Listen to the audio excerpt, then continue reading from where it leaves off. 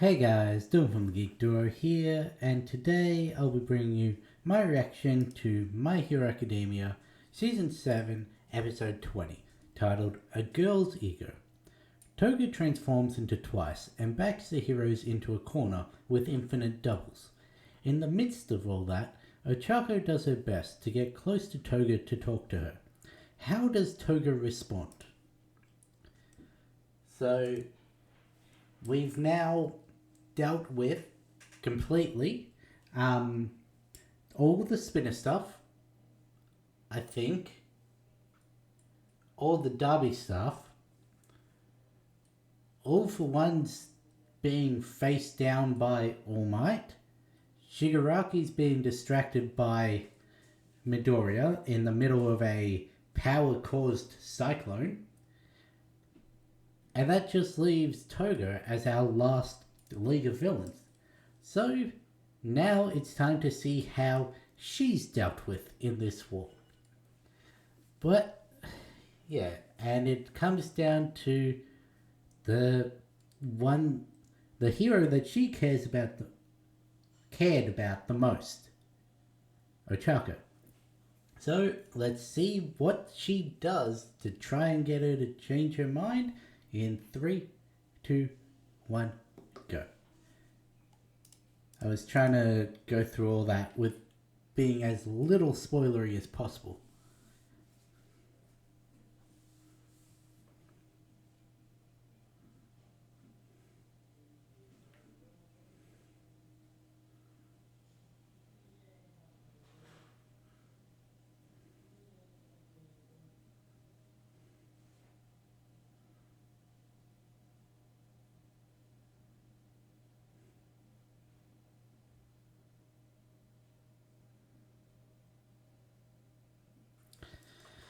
I didn't point this out last episode, but the move that Todoroki does against his brother is the inverse of what he did to Midoriya in the sports festival, where in that he had a flaming fist that he was swinging towards Midoriya, open palmed to connect and everything. This time it's a flaming ice hand that he's swinging open hand towards his brother. I don't know if there's any symbolism there or anything, but I thought it was interesting to point out.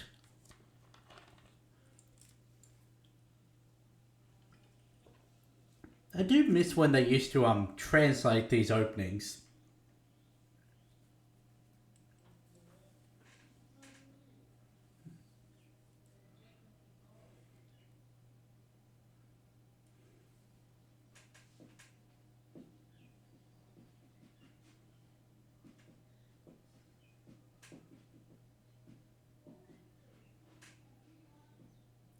Oh yeah, I keep forgetting. I've been meaning to check out to see if they've updated the ending in the same way they update the start. Because I don't normally bother watching the ending credits except for the first time they change, so.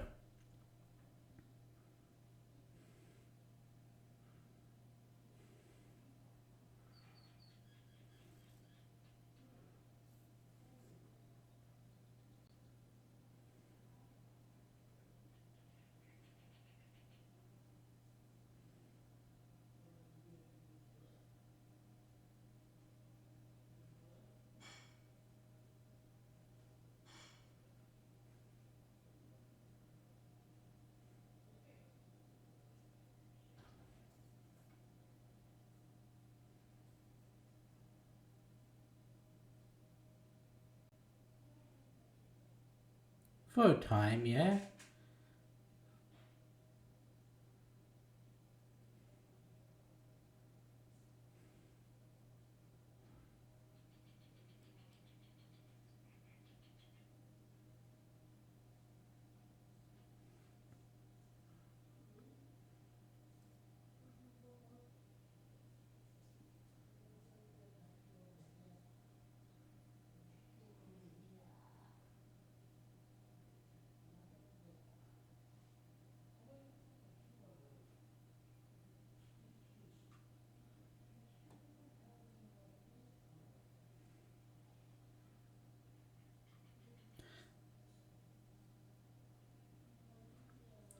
I forget what Tiger's quirk is. I know it makes him able to move around like he's basically got no bones, but I don't see how that would be exactly helpful on this front.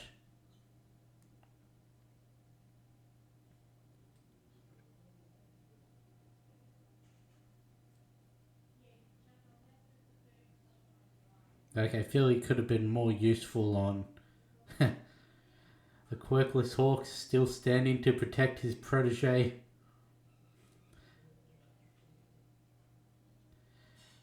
It's a good thing he did trade out his feather blade for a real one.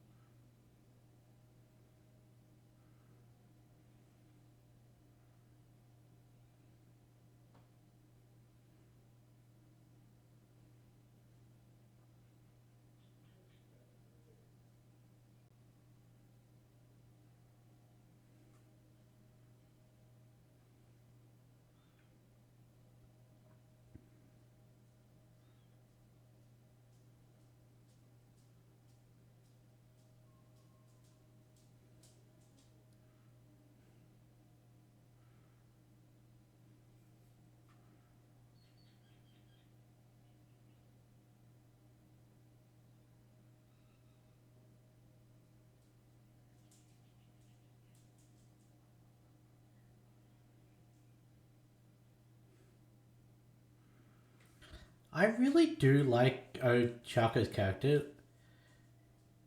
Like, yes, at some points she's just there to be the love interest, but unlike in most shows like this, it's nowhere near as much. And the idea of a support combat hero is very interesting. Because remember, she wanted to be a rescue hero even before this show started. And then getting the training from Gunhead, I think it was, has really made her unique.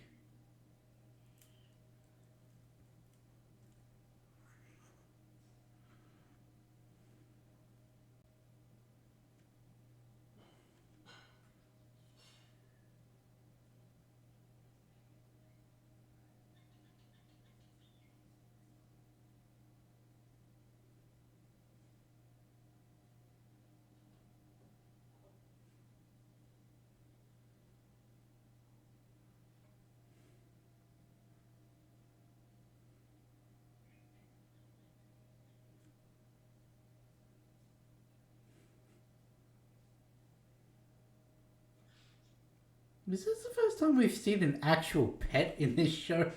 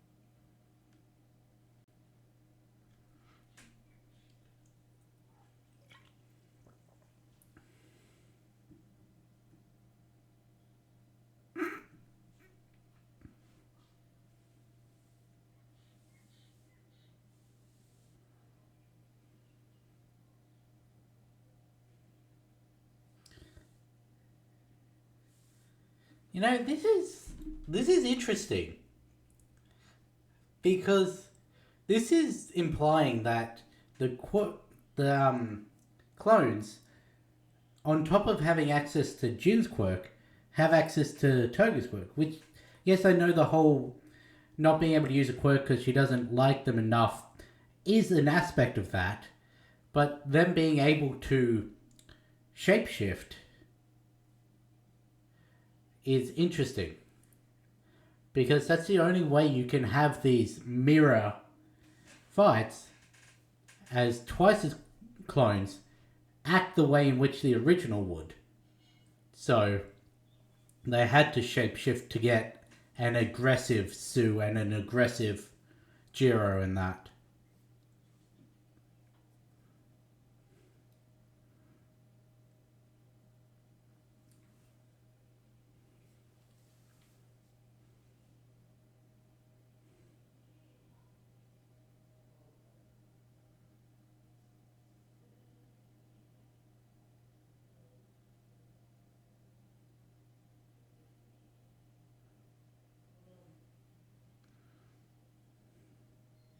Nah, I'm just gonna stab her.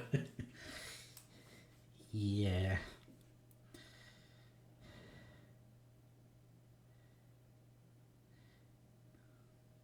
And there goes the second hero to be fatally wounded.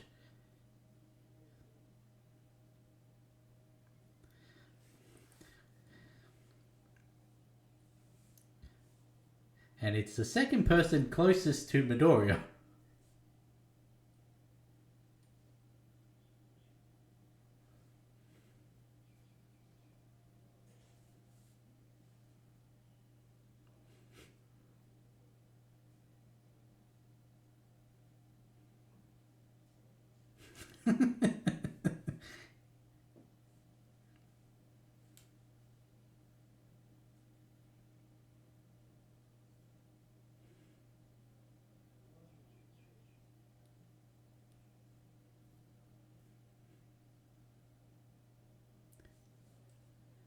Do you think Shigaraki's gaming right now, or?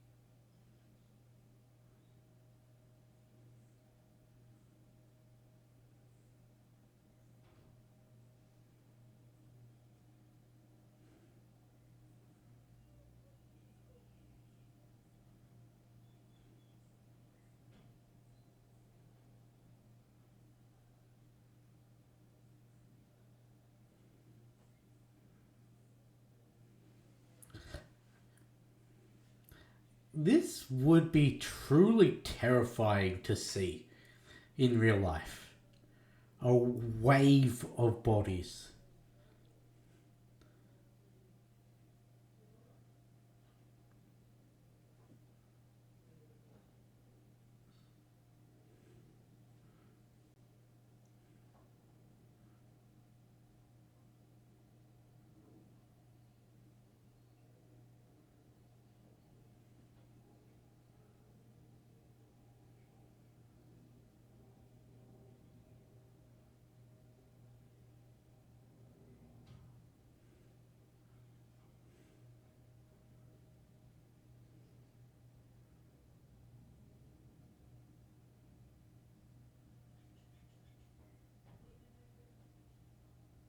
That's sort of the point.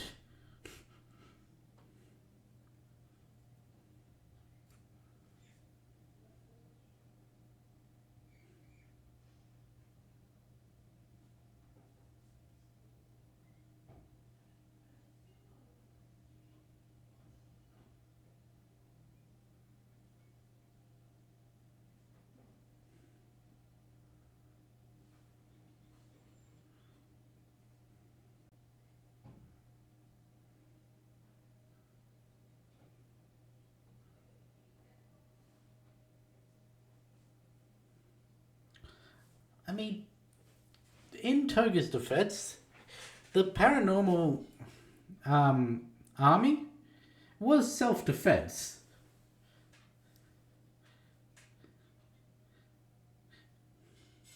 No matter which way you swing it, that was appropriate response. They were trying to kill her.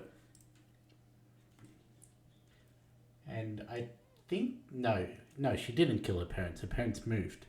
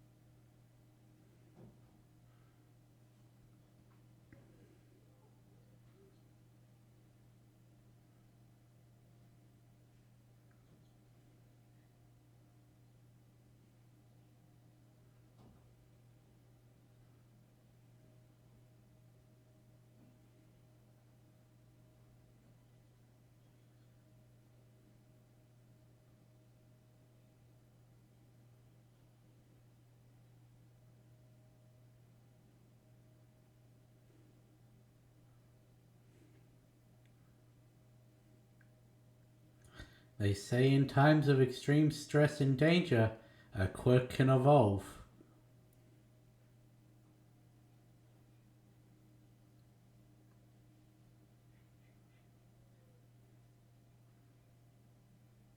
She really is evolved into the gravity hero.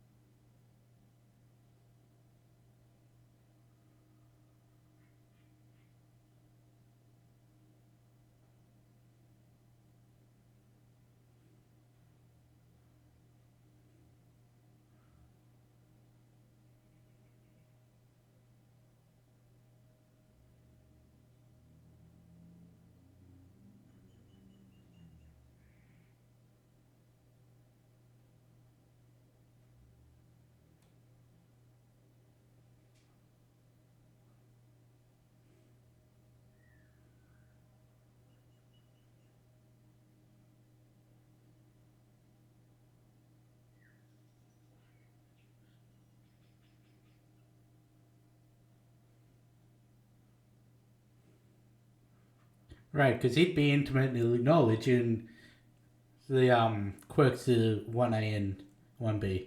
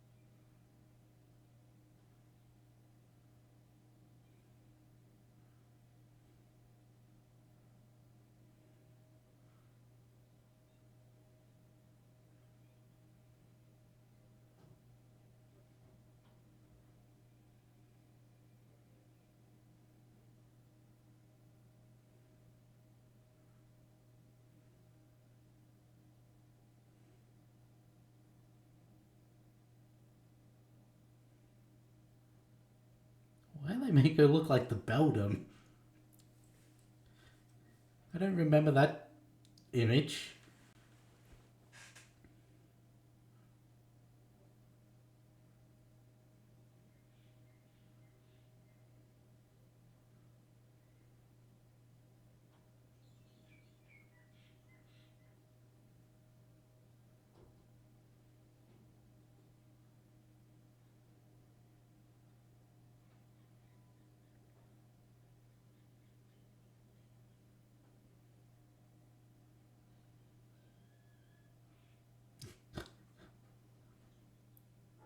I do find it funny that there are three guys who look the exact same.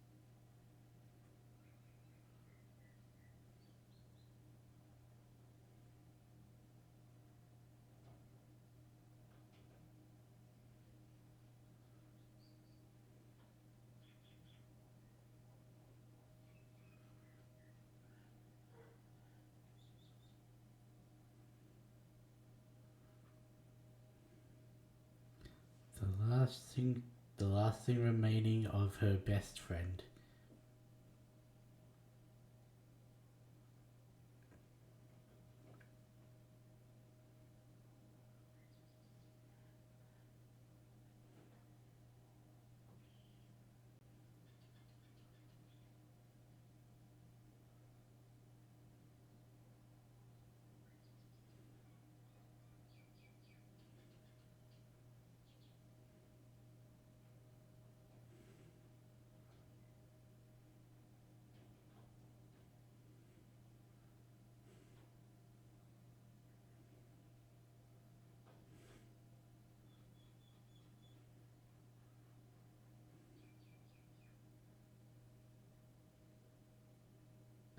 And that's where the episode is. Well, at least she was able to break through to her before she died.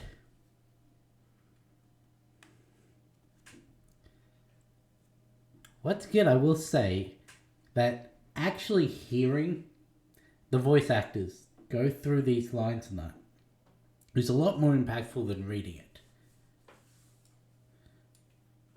That's why I was silent for a lot of this. Because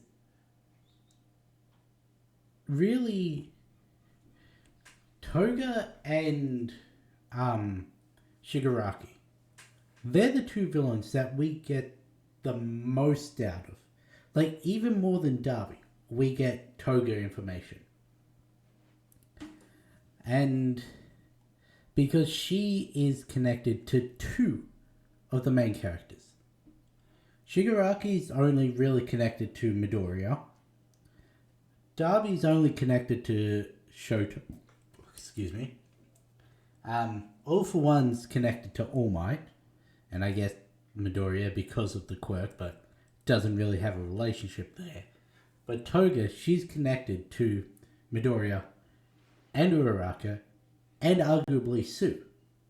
So that's why she's the one that we get the most information about.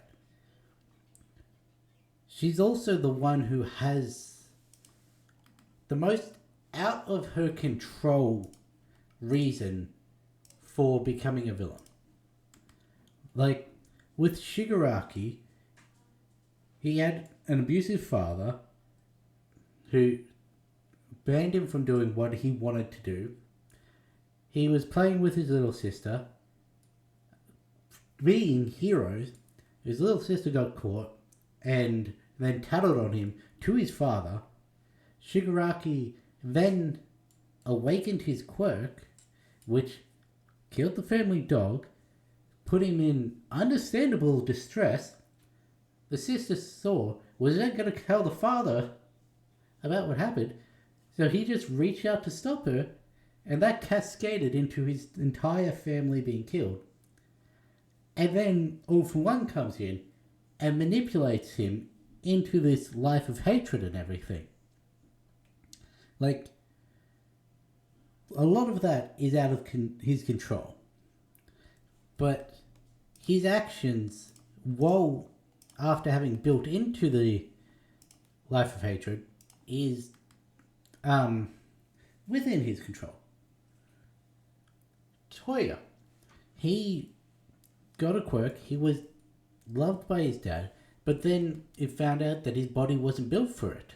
That's out of his control. So his father, very unkindly, told him to give up on the dream that he'd been pushed to having his entire life, and neglected his siblings to focus on the baby that had the desired quirk. And then didn't show up when he said he had something really important to show him. Then was manipulated by one of All for One's subsidiaries in an attempt to grow a being of pure hatred, and then went out to get revenge on his father. Again, something that was out of his control then led to actions that were in his control. But with Toga, well, for one, she got abused by her parents, similar to both those two. She got abused by society, trying to make her conform to societal norms instead of finding a way to help her control her urges in a way that would be constructive, which says more on society than it says on the person affected by it. And all of this is because her quirk gives her the compulsion to consume blood so that she's able to turn into people. It's always the question of how do people find out these unique triggers for their quirks. Like, what's another good example? Like, so many of them are accidental discoveries, like Uraraka accidentally making something float when she touches it with a full hand, Shigaraki accidentally disintegrating something, Kirishima giving himself an eye scar because his quirk activated when he went to scratch his eye that one time. But with people like Toga or Stain, their quirk gives them a compulsion to take in the catalyst that allows them to use their quirk. In both cases, it's blood. So she's literally got her own body telling her that she should be drinking blood. And then society just beats down on her. Like, what's a good comparison?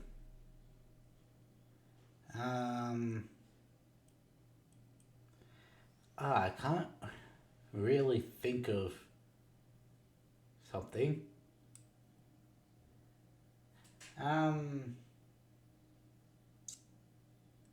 Because so many of the examples I can think of are needed for everyone. Okay, I guess we'll look at insulin medication. You've got a body, can't produce insulin on its own, so you need diabetes medication to actually survive in that, to live a normal life, to live at the standard of everyone else. And then someone comes along and starts beating you down because, or you're just injecting yourself with things you don't actually need it and all that. That's the closest comparison I can think of to what Toga's quirk is. It's a need of her body that she's being told to take in. Just like a need of the body being told to take in insulin to be able to process sugar in that. And then society coming in and being like, what the fuck is wrong with you? Don't do that shit. You must suffer in order to be considered normal. I guess that's the best way you can describe it. But yeah. She, fatally stabs Uraraka. Like, to the point where almost immediately she starts coughing up blood. She then starts, vomiting, which implies that the cut also went into her stomach, so that it's now being filled with blood, so it's trying to expunge that. And yet she's still doing her damnedest to talk with this girl. Not attack or apprehend or anything. Just get herself close enough that she can talk to her. And yes, we do have the Uraraka basically making an anti-gravity field around her as a way of her quirk awakening. But that just acts into her goals in life of being a rescue hero. She rescued all of the heroes from being crushed to death under the weight of all the Twices, and it allowed her to get close enough to rescue Toga. And yeah, you'd think that the shot of Toga looking like the Beldam from Coraline, you'd think that would have stuck itself in my memory. I don't know if that's a anime specific scene.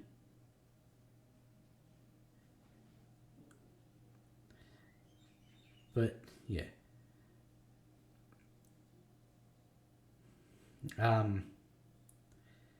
The two false stabs from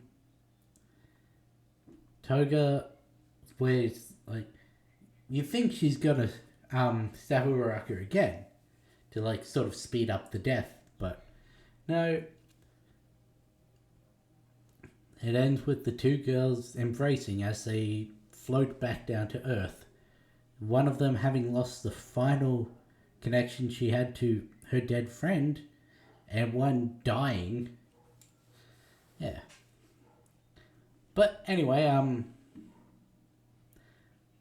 I do like the way in which most of these villains do get a humanizing element to them. Like, oh, for one, no, he's just bad. But like Spinner, Darby, Toga, Twice, Shigaraki, all of them have humanizing elements. We don't know Magne enough to get any information about her. Compress, we learned about his lineage, but yeah, that is one thing that I do think is an issue. And this is sort of spoiler territory, but not really. After the First War, Compress just disappears. Like, he wasn't part of the Tartarus breakout. He wasn't from any of the jailbreakers or anything. Compress just disappears. Like, yes, he did have serious injuries from compressing parts of his own body to escape from Best Genus, but like, I'm pretty sure it is confirmed that he survived that. And if Nagant can survive being exploded from within, and multiple heroes can survive having massive chunks taken out of their body, so long as they get medical attention, you'd think that Compress would have been able to get back into a fighting shape in the months between the two wars. But yeah, we don't learn much about his drive from that. But the 5 main ones we get humanizing elements of, which you sadly don't get enough of from villains. Like, I know not every villain needs to be humanized. Sometimes you just need a villain, but it's more compelling when they do. Anyway, that's the girl's ego. I was gonna finish, but then the tides of this war is being turned by one girl, and then it shows it shows Toga, and then it shows Uraraka. So you're like, which girl is it? Is it the fact that Toga can single-handedly win this war for the villains? Or is Uraraka going to get through to her? And by the end of the episode, we know it's the latter, but yeah. Anyway, I'm going to end this one here. I'll catch you in the next one.